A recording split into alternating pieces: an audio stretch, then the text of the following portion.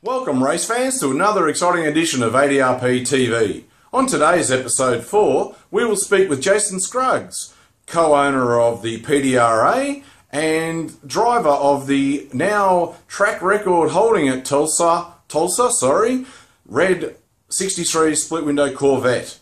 Also on today's program, we'll have a very exclusive interview with Mr. Paul Mouhayet whilst he's in America at St. Louis getting ready to race this weekend's Super Streetcar Nationals. He has a very bruised and battered body after the nasty top-end episode at Sydney last weekend, and we'll let Paul talk a little about that soon. Alright, strap yourselves in, sit back, relax, and we will hear both of those awesome interviews coming up right now. All right, welcome back, race fans. Thank you so much for joining us today. We are honoured to have Jason Scruggs on the line all the way from the USA after his track record-setting pass last weekend. Good evening to you, Jason. Good evening. How are you doing? Yeah, very good, thank you. Thank you so much for your time this evening. I'm sure it's getting late on in the evening where you are. Yeah, it's all good. It's about 8 o'clock here, but it's all good. Now, Jason, just for our viewers, for me to give them a bit of background on you, I'll run through my understanding, and if you could correct me when I get to the end on any mistakes I make. Obviously, Jason Scruggs of the Scruggs Family Farm Racing Team, 63 Corvette, is that correct? Yeah, we have a 63 Corvette. We've been racing for about off and on. I had 63 Corvettes in the small block in them, actually, for quite a few years, and we've been running the Hemi car since for the past 7 or 8 years. Okay, so when you say the Hemi car, it's a 526 Brad Anderson type of deal, yes?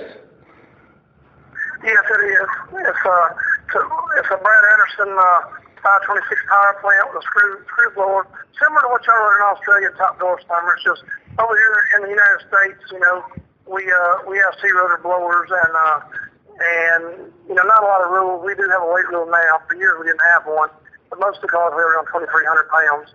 So, you know, it's a cross between, I guess, a Top Door Slammer and a funny car, and we run mostly 8th mile. You know, the PDRA stuff is all 8th mile. The ADRL in the old days was all 8th mile.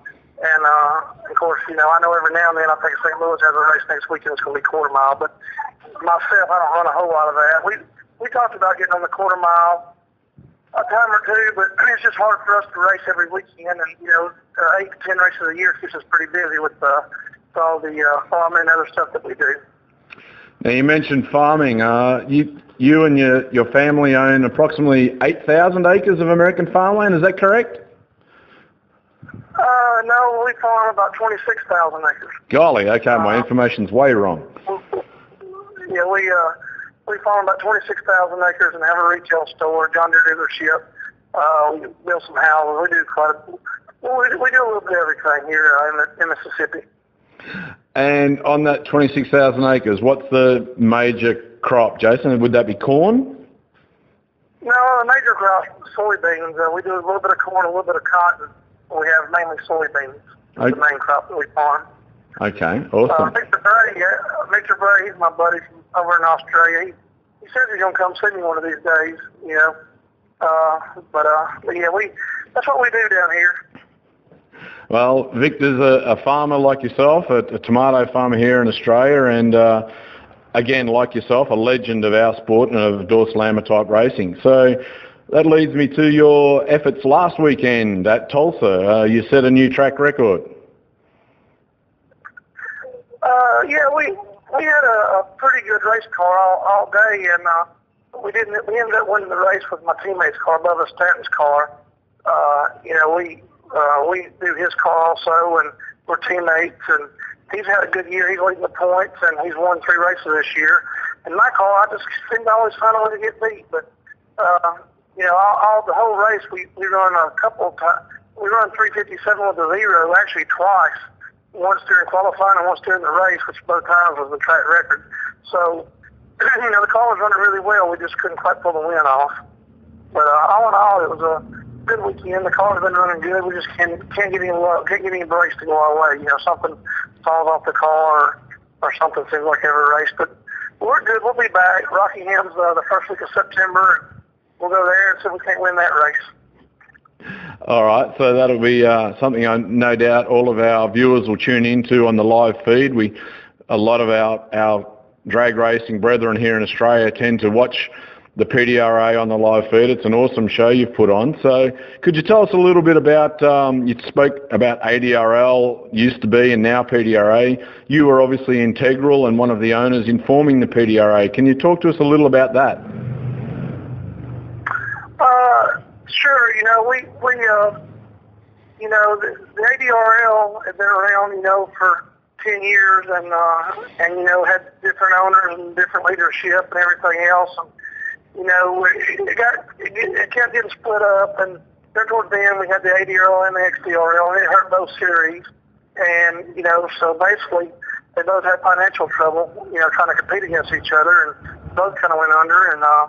And you know, we just kind of, you know, I got together with some of the other racers that I've been friends with a long time, and decided that, you know, we would try to, you know, keep it going, and we formed the PDRA, and, you know, we're basically, it's basically similar to what we've done through the years. It's just that now we have a little bit different, you know, ownership, leadership, and, you know, we're doing a few things different, but, you know, all in all, it's a great series, and we're going to grow slow. We're not going to try to grow, you know, too fast, and we want to, you know, we know we're going to make some mistakes. I know I said this, but, you know, we're going to try to not make the same mistakes over and over, and fix our mistakes and try to grow at a you know, a decent pace.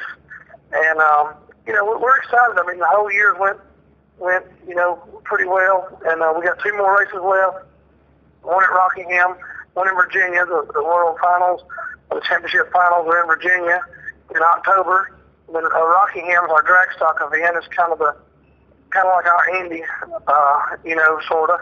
You know, it's our big race of the year, and at Rockingham, that's I believe it's September the 6th or 7th that weekend. But we're excited about the last 2 races and get through the year and trying to put a schedule together for next year. We're already working on that for next year, and you know, we just think PDRA is going to be bigger and better every year. So, you know, that's what we're working towards.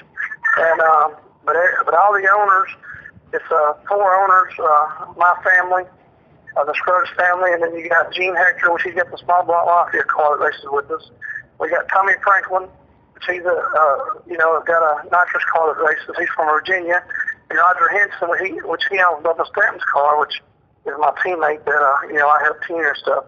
So you know, it's a good ownership group. We got Bob Harris, and we're hiring a few more people to help run the PDRA. And of course, Bob Harris and his son races in it. So, you know, it's just a good family-oriented organization that, you know, I guess you'd say owned by racers, run by racers, or whatever you want to call it. But we're looking to for bigger, you know, better things, and you know, and to grow. Awesome. I think you coined there at the end your tagline of racing for the races, or races owned by the races, and very much that's obvious with the guys that you've got around you, and we're here in Australia admiring what you've done, and hope that we can only wish you the very best for the rest of the season, both personally and the PDRA, and we'll look forward to some more record-setting times, practice at Rockingham out of that pretty red Corvette. Right. Well, I appreciate you having me on, and like I said, you know, we invite anybody from Australia who wants to come race with us. I think we had Paul from Australia the other day. He's got the new turbo car, and I think he's going to St. Louis this weekend. But he done very well, and like I said, I'm kidding my buddy Vic. He's you know, he says he's coming over here. He's been telling me 2 or 3 years he's going to come over here and see us. So, you know, maybe we'll get him over here racing the PDRA one of these days, at least one race or something, just to say he did it. So, but we appreciate you, and like I said, we keep up with Australia too. I know y'all have great races over there, and I've been watching Outdoor Summer and stuff for years. So, y'all keep up the good stuff over there, and appreciate you having me on. Thank you so much for being on, Jason. And I think if you got your wish and got Victor over there, you'd have a huge Aussie viewing audience from this country. The man's a legend in our country. And young Paul, he's certainly held his own there at the last event. He's on his way to the track, I believe, at the moment. I spoke with him yesterday and hope to speak with him again tomorrow. And I'm not sure whether you know, but he had a very big top-end 250-mile-an-hour crash on the weekend here in Australia. So he's feeling pretty battered and bruised before he gets in that race car at St. Louis this weekend. No, I didn't even know that.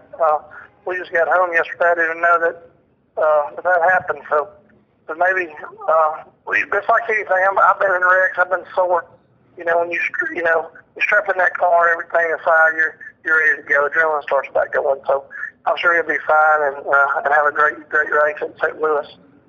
I'm sure he will too. So we'll talk to him after that. And again, thank you so much for your personal and your PDRA official time today. Thanks so much, and we'll see you next time.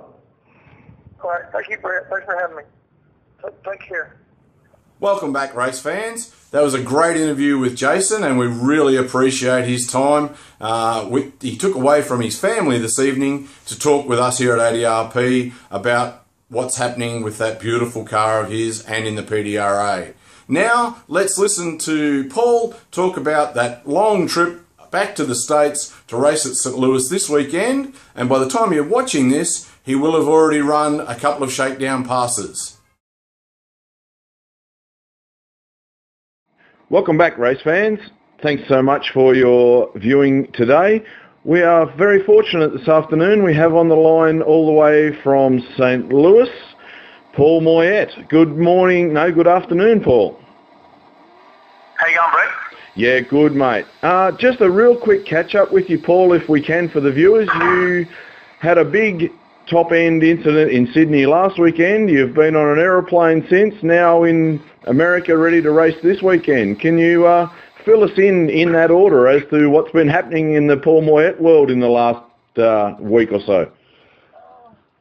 Yeah, as everyone knows, I had a pretty big crash last Saturday at Sydney Dragway. My 10.5 car chutes didn't come out.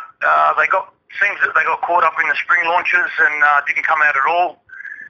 Went into the gravel, straight across the top of the gravel through the safety net into the tyre wall and made a mess of the car and a mess of me. But look, I'm okay. I pretty badly bruised ankle and toes, and my tailbone's pretty sore. But other than that, I come out of it pretty good. Excellent. I'm glad that you've come out of it pretty good. We've seen the in-car footage, which we might put up on the video today. It did look very scary from there, and I'm sure it was more scary inside the car. You mentioned your tailbone. You sent me some pictures yesterday of what your ankle looked like after the flight. I'm appreciative you didn't send me ones of your tailbone, mate. How was that flight in some fair amount of duress? Yeah, look, it's a really long flight. It's 14 hours to LA. We were meant to catch a flight an hour later that went to St. Louis, but our Sydney flight was delayed 45 minutes, so the boys had to basically run to the next flight. One of our guys' bags came late, so I waited with him, and we missed that flight, so we got stuck at the airport at LAX for 5 hours, and then we caught our flight to St. Louis, and yeah, so it was a very long day, but yeah, we're here. Some would say first world problems, but with a body beat up as yours was, I'm sure the 5-hour layover wasn't that much fun just sitting around. Yeah, no, there's not much to do there, and not very comfortable, but you got to do what you got to do, and there was no other way to get here, so yeah, we just waited for the next flight. Flew into St. Louis, I can't remember, last night before. Yesterday we went and loaded the car up at Tim McAmis's and loaded all the stuff in the back of Kevin Fisker's trailer. And yeah, we're at the track now. It's stinking hot. It is 4:43 in the afternoon, and we probably won't be going out till about 7:30 tonight because it's way too hot. Okay, so you'll be out in about 3 hours. It's 7:45 Thursday morning here in Australia on the East Coast. So in 3 hours, that'll make it about 10:45 11 o'clock lunchtime our time here, so hopefully we'll see some updates before this video has even been posted. So this will be a little bit retrospective, I guess, in the interview. So tell us, apart from being very hot there... Sorry, go Paul. Sorry, yeah, I'll keep you guys posted as soon as we make a pass. I'll update the Moits Facebook page and let you know what we're doing. But right now, I think we're just going to go to 8,900 foot to get some data, and then maybe later on tonight we'll take it to the other end.